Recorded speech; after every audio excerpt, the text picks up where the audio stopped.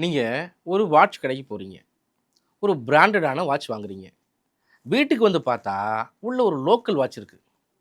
உங்க மனநிலை எப்படி இருக்கும்? செம்ம கடுப்பாகும்ல? அதே தான் அரசியல்லயும். நாம ஒரு கொள்கைய பார்த்து ஒரு கட்சிக்கு ஓட்டு போடுவோம். ஆனா ஜெயிச்சதுக்கு அப்புறம் அந்த வேட்பாளர் திடீர்னு வேற ஒரு கட்சிக்கு தாவுவார். இதுக்கு பேர் தான் குதிரை பேரம்.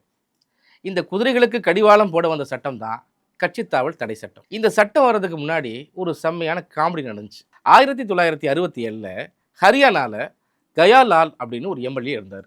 இவர் வெறும் 9 மணி நேரத்தில் 2 தடவை கட்சி மாறி இருக்காரு. அன்னைக்கு நைட்டுக்குள்ள 3வது தடவையை பழைய கட்சிக்கு திரும்பிட்டார். அப்போ தான் அந்த தலைவர் சொன்னார், கயாராம் இப்போ ஆயாராம் ஆயிட்டாரு. அதாவது போனராம் இப்போ வந்துட்டாருன்னு சொல்லி ஊரே சிரிச்சிச்சு.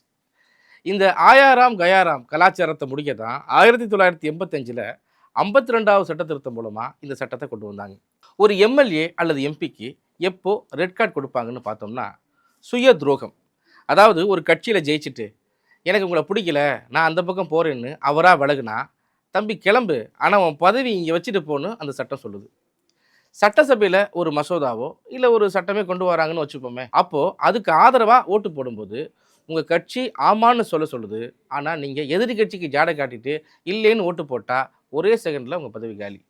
எந்த கட்சியும் இல்லாமல் தனியாக நின்று ஜெயிச்ச ஒருத்தர் பதவி கிடைக்குதுன்னு திடீர்னு வேற ஒரு கட்சியில் ஐக்கியமானா அங்கேயும் இந்த சட்டம் பாயும்.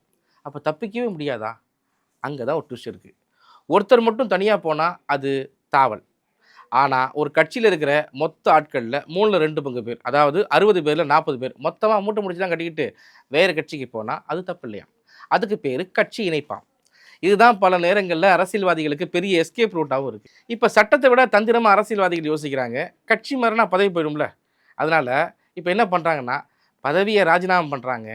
அப்புறம் என்ன, ஆளுங்கட்சியில் போய் ஏதாவது ஒரு போஸ்டிங் வாங்கிட்டு 6 மாதத்தில் இடைத்தேர்தல் நின்று ஜெயிச்சு வர்றாங்க. இதுக்கு பேர் ரிசைன் பாலிடிக்ஸ். இந்த மேட்ச்சில் அம்பையர் யார் தெரியுமா? அவையோட சபாநாயகர் தான். அவர் தான் தீர்ப்பு சொல்லுவார். ஒருவேளை அம்பையரே ஒரு டீமுக்கு சாதகமாக நடந்துக்கிறாருன்னு தோணுனா நம்ம கோர்ட்டுக்கு போகலாம். ஆனால் சட்டம் ஒரு பக்கம் இருக்கட்டும், ஒருத்தர் பதவிக்காகவும் பணத்துக்காகவும் தாவினா அவருக்கு அடுத்த தேர்தலில் செக் வைக்க வேண்டியது மக்களாகிய நம்ம கையில் தான் இருக்குது. சட்டங்கிறது ஒரு வேகத்தடை மாதிரி தான். வண்டி தாறுமாறாக ஓடாமல் தடுக்கும். ஆனால் ஒழுங்காக ஓட்ட வேண்டியது ஒரு டிரைவரான அரசியல்வாதி கையிலையும், வண்டியை கண்காணிக்க வேண்டியது ஓனராகிய மக்களாகிய நம்மக்கிட்டையும் தான் இருக்குது.